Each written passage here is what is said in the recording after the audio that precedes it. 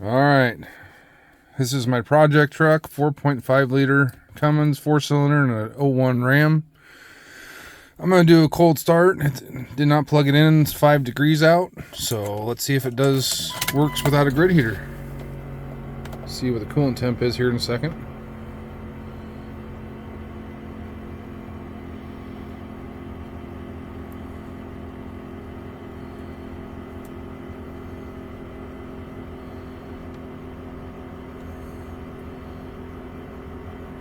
There's the coolant temp, 5 degrees. Let's see what happens.